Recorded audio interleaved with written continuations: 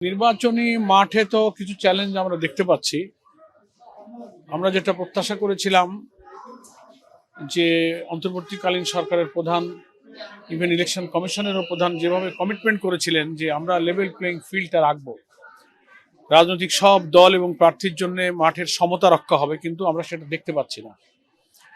কেউ কেউ আচরণবিধি লঙ্ঘন করছেন, তাদের ছাড় দেওয়া হচ্ছে, আবার কোনো কোনো প্রার্থীদেরকে দৃষ্টি আকর্ষণ করা হচ্ছে। কেউ কেউ নানান সামাজিক অনুষ্ঠানের নাম করে লম্বা লম্বা সফরে বড় বড় গ্যাদারিং করে সেখানে রাজনৈতিক বক্তব্য দিচ্ছেন, প্রার্থীর পক্ষে, প্রতীকের পক্ষে, অন্যদের কঠোর সমালোচনা করছেন, যেটা আচরণবিধিতে দারুণভাবে অন্যায় হিসাবে উল্লেখ করা হয়েছে। সেটা ইলেকশন কমিশনের দৃষ্টি আকর্ষণ করা হচ্ছে, রিটার্নিং অফিসারের দৃষ্টি আকর্ষণ করা হচ্ছে। ওনারা বলছেন হ্যাঁ আমরা দেখছি, আমরা পাঠাচ্ছি, বাট ফিল্ড লেভেলে এর কোনো অ্যাকশন আমরা দেখতে পাচ্ছি না। এটা একটা। সেকেন্ড হচ্ছে সন্ত্রাস, হুমকি। এক দলের ভোটারকে হুমকি দেওয়া, তুমি যদি ওই দলে থাকো, কেন ওদের মিটিংয়ে যাও, ভোট দিলে তোমরা কেন্দ্রে যেতে পারবা না, তাহলে দেখাই দেবো, তাহলে তোমার এই বাড়ি দখল হয়ে যাবে, তোমার এই ঘের দখল হয়ে যাবে।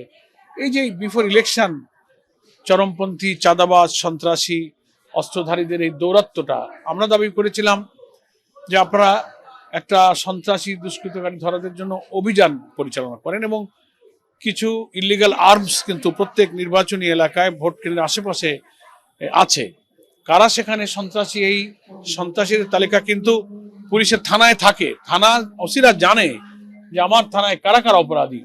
আমরা ইলেকশন কমিশনকে বলেছি যে আপনারা এই তালিকা ধরে এই চিহ্নিত অপরাধী থেকে গ্রেপ্তার করেন, অবৈধ অস্ত্র উদ্ধার করেন এবং অবৈধ অস্ত্র নিয়ে যারা সন্ত্রাস করছে খুঁজে পাওয়া, এই যে পাওয়া যাচ্ছে না যে বলে, এটা সঠিক না। সব ক্রিমিনালদের তালিকা থানায় থাকে, কিন্তু ওই যে আমাদের একটা ব্যাড ট্র্যাডিশন যে অপরাধীদের সাথে প্রশাসনের একটা ভেতরে ভেতরে যোগাযোগ থাকে, সেই জায়গা থেকেই প্রশাসন যে উঠে আসতে পারছে, এটা আমাদের কাছে দৃশ্যমান নয়। বাট এটা আমাদের কিন্তু প্রত্যাশা ছিল যে এই প্রশাসন যেহেতু অরাজনৈতিক এবং অন্তর্বর্তীকালীন, এনারা হয়তো সেটা পারবেন, আগের মতো হবে না, কিন্তু এটা এখনো দৃশ্যমান। অভিযান চলছে নামে, কিন্তু উল্লেখযোগ্য সন্ত্রাসীদের আমরা গ্রেপ্তারও দেখি না, কোনো ইলিগাল আর্মস কিন্তু রিকভারি হচ্ছে না।